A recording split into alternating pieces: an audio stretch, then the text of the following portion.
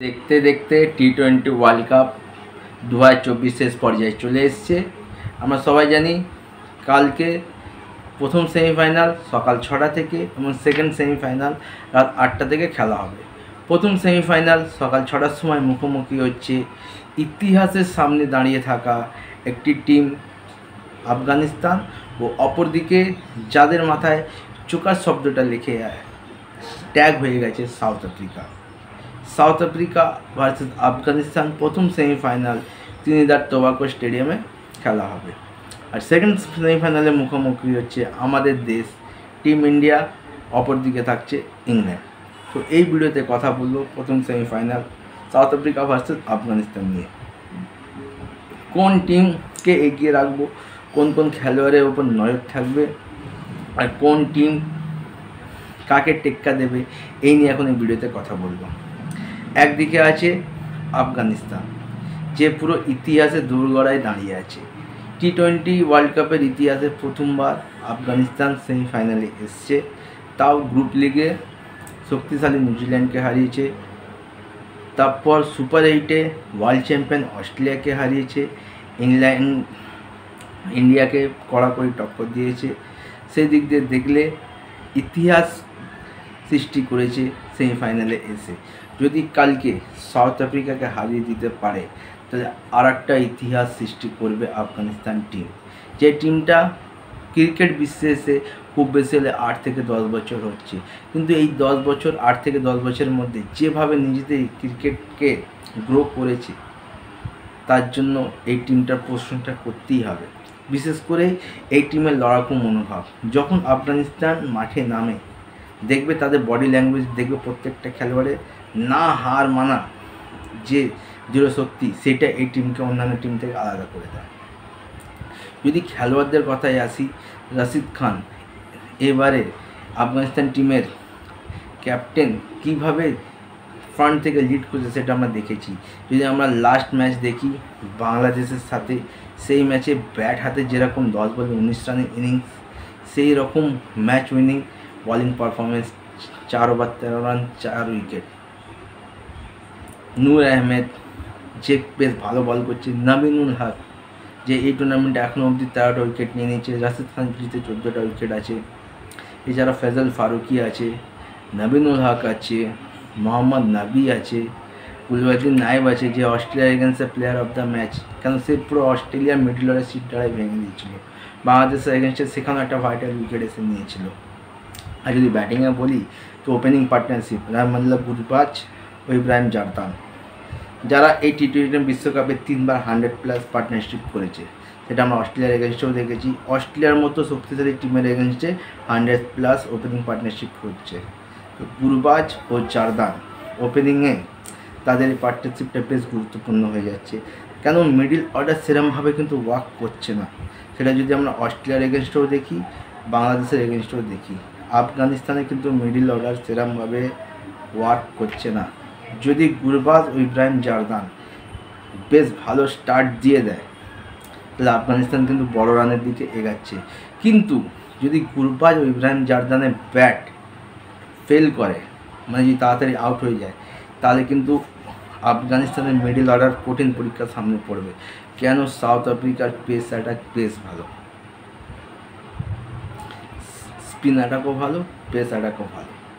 তো কালকে রহমানুল্লাহ গুরবাজ, ইব্রাহিম জারদান, মোহাম্মদ নবী, আজমতুল্লাহ উমরজাই, এদের সবার উপর বিশেষ করে ব্যাটিংয়ের ক্ষেত্রে নজর থাকবে। আর বলিংয়ে তো অবশ্যই নাবিনুল হক, ফজল ফারুকি, ক্যাপ্টেন রশিদ খান, নূর আহমেদ, কুলওয়াদিন নায়েব, যে একজন খুব গুরুত্বপূর্ণ অলরাউন্ডারের ভূমিকা নিচ্ছে, এদের দিকে নজর থাকবে। অপরদিকে যদি আমরা সাউথ আফ্রিকার কথায় আসি, তো সাউথ আফ্রিকার লাস্ট ম্যাচ সুপার 8-এর, যেটা ওয়েস্ট ইন্ডিজের কাছে ডু অর ডাই ম্যাচ ছিল, সেখানে কিন্তু খুব লাকিলিভাবে জিতেছে।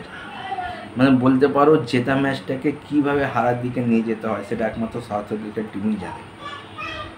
খুব কষ্ট করে মার্কো জনসনের যদি ওই 6টা না আসতো তাহলে সাউথ আফ্রিকা কিন্তু ওয়েস্ট ইন্ডিজের কাছে পরাজিত হয়ে যেত। সাউথ আফ্রিকার কথায় আসি তাহলে কুইন্টন ডিকক ও রেজা হেন্ড্রিক্স দুজনে কিন্তু আক্রমণাত্মক ওপেনার। কুইন্টন ডিকক ব্যাট থেকে এই টি20 ওয়ার্ল্ড কাপে বড় ইনিংস সেরকম কিছু আসেনি, কিন্তু রেজা হেন্ড্রিক্সের ব্যাট থেকেও আসেনি। তো ওপেনিংয়ে Quinton de Kock, Reza Hendricks, Aiden Markram,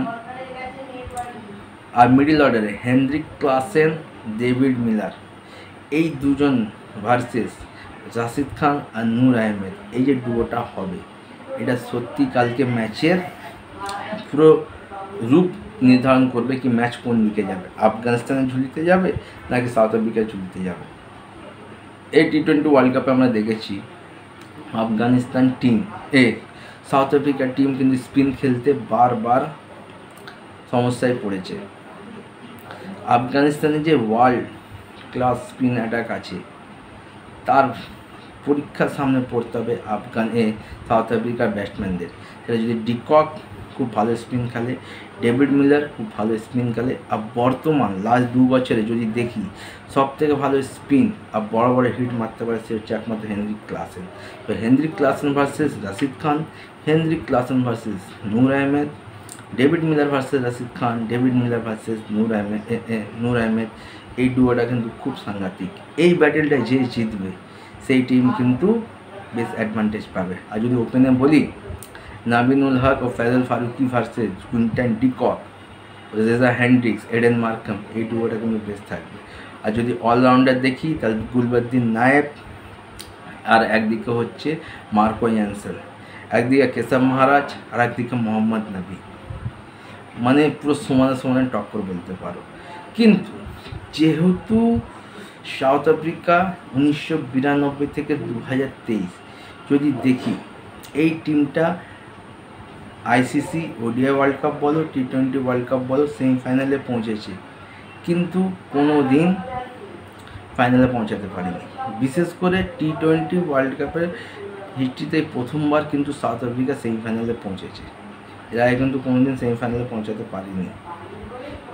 কিন্তু এই সাউথ আফ্রিকা টিম 1992 বলো, যেখানে বৃষ্টির জন্য তাকে পরাজিত হতে হয়েছিল, 1996 সালে কোয়ার্টার ফাইনাল, সেখানেও সাউথ আফ্রিকাকে পরাজিত হয়েছিল, 1999 সাল সেমিফাইনাল অস্ট্রেলিয়ার এগেনস্টে 1 রানে সাউথ আফ্রিকাকে হারতে হয়েছিল, 2007 সাল সেখানেও সাউথ আফ্রিকা সেমিফাইনালে পরাজিত হয়েছিল, 2015 সাল নিউজিল্যান্ডের কাছে সাউথ আফ্রিকাকে পরাজিত হয়েছিল, এবং 2023 অস্ট্রেলিয়ার কাছে সাউথ আফ্রিকাকে পরাজিত হয়েছিল।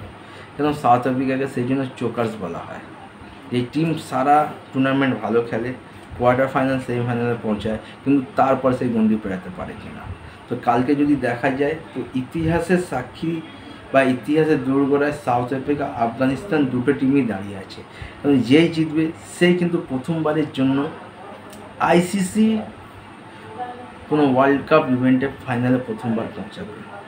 আর যদি দুটো টিমের মধ্যে যদি বিচার করি তাহলে আফগানিস্তান প্রথমবার কিন্তু কোনো মেজর টুর্নামেন্টের সেমিফাইনাল খেলছে, অপরদিকে কিন্তু সাউথ আফ্রিকার এই সেমিফাইনাল খেলার এক্সপিরিয়েন্স আছে। বিশেষ করে যে বর্তমান যে টিমটা আছে last year ODI world cup semifinal খেলেছে, তো সেই যদি বিচার করি অ্যাজ এ কম্পেয়ার করি দুটো টিমের এক্সপিরিয়েন্সের দিক দিয়ে, তাহলে সাউথ আফ্রিকা কিছুটা হলেও এগিয়ে আছে। কিন্তু দেখো স্ট্যাটস যাই বলুক, মাঠে যারা নার্ভ কন্ট্রোল করতে পারবে, যারা ঠান্ডা মাথায় যে প্ল্যান করে মাঠে নামবে, যেটা এক্সিকিউট করতে পারবে এবং নার্ভ ধরে রাখতে পারবে, নিজেদের যে পারফরমেন্স আছে যেটা অন্য মাত্রায় তুলে নিয়ে যেতে পারবে, সেই টিম এই ম্যাচটা জিতবে।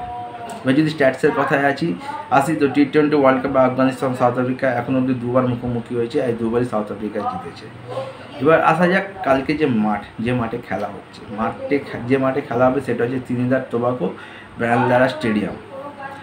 পিচ রিপোর্ট যেটা বলছে এখনও অবধি এই মাঠে যারা চেস করেছে তাদের অ্যাডভান্টেজ বেশি, মানে যে টসে জিতবে সে মূলত বোলিং করবে, মানে যে সেকেন্ড ব্যাটিং করবে তার কাছে অ্যাডভান্টেজ বেশি থাকছে।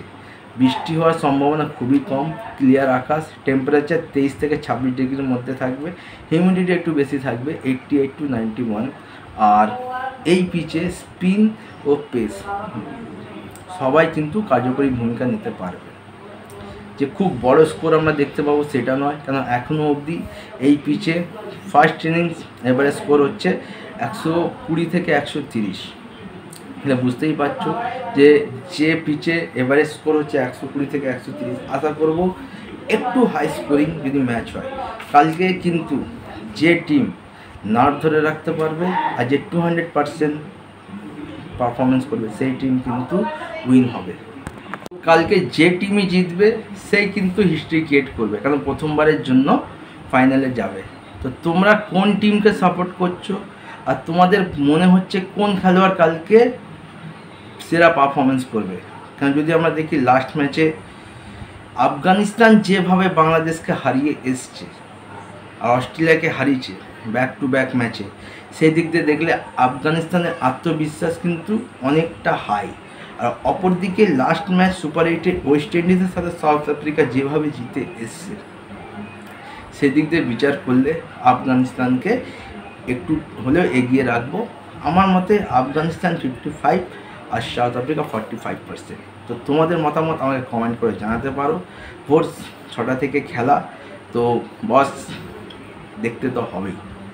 যদি তোমাদেরকে ভিডিওগুলো ভালো লাগছে লাইক করো, কমেন্ট করো, শেয়ার করো। দেখা হচ্ছে 8টা ভিডিও নিয়ে, ততক্ষণ